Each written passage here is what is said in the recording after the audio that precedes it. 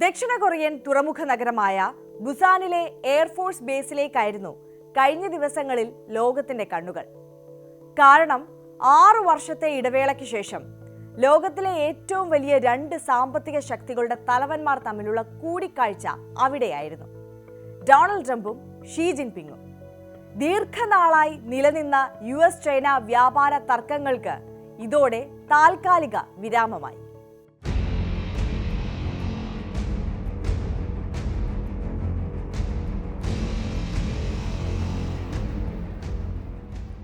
Minute മുഖാമുഖമിരുന്ന് ചർച്ച ചെയ്തു Donald ട്രംപും ഷീ ജിൻപിങ്ങും. ഒടുവിൽ കൈകൊടുത്ത് സ്വകാര്യം പറഞ്ഞു പിരിഞ്ഞു. ചർച്ചയിൽ നേട്ടമുണ്ടാക്കിയത് ആരാണ്?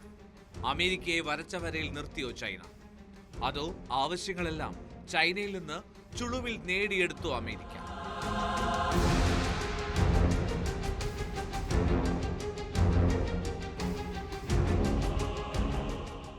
താരിഫ്, അപൂർവ ഭൂമി ധാതുക്കളുടെ കയറ്റുമതി, സോയാബീൻ ഇറക്കുമതി, ഫെന്റനൈൽ അനധികൃത കടത്ത്, ഇതൊക്കെയാണ് ഇരു നേതാക്കളുടെയും ചർച്ചകളിൽ നിറഞ്ഞത്.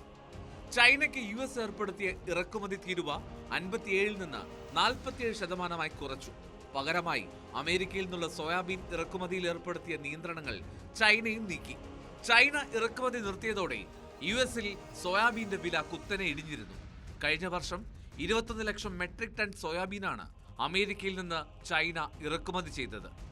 വ്യാപാര തർക്കം രൂക്ഷമായതോടെ മെയ്യിൽ ഇറക്കുമതി നിർത്തി. ബ്രസീൽ, അർജന്റീന എന്നിവിടങ്ങളിൽ നിന്ന് ചൈന ഇറക്കുമതി കുത്തനെ കൂട്ടിയതും അമേരിക്കയെ പ്രതിസന്ധിയിലാക്കി. ട്രംപ് ഷീ ജിൻപിങ് ചർച്ചയിൽ ഇറക്കുമതി തുടരാൻ ചൈന സമ്മതം അറിയിച്ചത് US-ന് വലിയ ആശ്വാസമാണ്. കാർ മുതൽ വിമാനം വരെയുള്ളവയുടെ നിർമ്മാണത്തിനും പ്രതിരോധ മേഖലയിലും ഒഴിവാക്കാനാകാത്ത അപൂർവ ഭൂമിധാതുക്കൾക്കും അമേരിക്ക ആശ്രയിക്കുന്നത് ചൈനയാണ്. കയറ്റുമതിക്ക് ചൈന കടുത്ത നിയന്ത്രണങ്ങൾ ഏർപ്പെടുത്തിയത് അമേരിക്കയെ പ്രതിസന്ധിയിലാക്കിയിരുന്നു. ഇതിൽ ഇളവുകൾക്ക് ചൈന ഉറപ്പു നൽകിയതും അമേരിക്കയ്ക്ക് സഹായകമാകും. അപൂർവ ഭൂമിധാതുക്കളുടെ കയറ്റുമതിയിൽ ചൈന ഒക്ടോബർ 9 ഏർപ്പെടുത്തിയ നിയന്ത്രണങ്ങൾ 1 വർഷത്തേക്ക് മരവിപ്പിക്കുമെന്നാണ് വാഗ്ദാനം. തെക്കൻ അമേരിക്കൻ രാജ്യങ്ങൾ വഴി US-ലേക്ക് ഫെന്റനൈൽ കടത്ത് തടയാൻ ചൈന വേണ്ടത്ര നടപടിയെടുക്കുന്നില്ല എന്നാരോപിച്ച് ചൈനയ്ക്കുമേൽ US 20% പിഴ തീരുവ ഏർപ്പെടുത്തിയിരുന്നു. ഫെന്റനൈൽ കടത്ത് തടയാൻ ചൈന ഇടപെടുമെന്നാണ് കൂടിക്കാഴ്ചയിൽ ഷീ ജിൻപിങ് നൽകിയ ഉറപ്പ്. എന്നാൽ എന്ത് നടപടിയെന്നും എങ്ങനെയെന്നും അവ്യക്തം.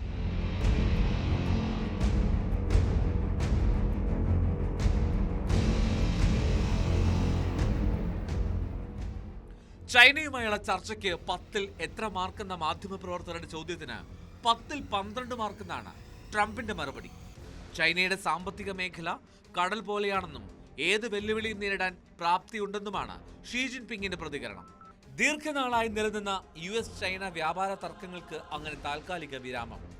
ലോകത്തിലെ 2 വലിയ സാമ്പത്തിക ശക്തികൾ തമ്മിലുള്ള ധാരണ ആഗോള സാമ്പത്തിക മേഖലയിലും ഗുണകരമായ മാറ്റങ്ങൾക്ക് വഴിവെക്കും.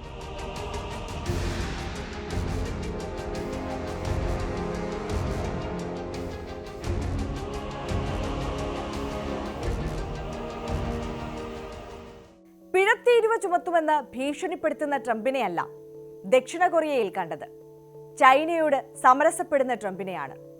പ്രതികാര നടപടി ഉണ്ടാകുമെന്ന് നിരന്തരമുള്ള ഭീഷണി ഇനി വേണ്ടെന്ന് ഡൊണാൾഡ് ട്രംപിനോട് പറയുന്ന ഷീ ജിൻപിങ്ങിനെയാണ് പിന്നീട് കണ്ടത്. എന്തായാലും കാര്യങ്ങൾ പറഞ്ഞു തീർത്തതോടെ ഏപ്രിലിൽ ട്രംപ് ചൈന സന്ദർശിക്കും. പിന്നാലെ US-ലേക്ക് ഷീ ജിൻപിങ്ങും എത്തും.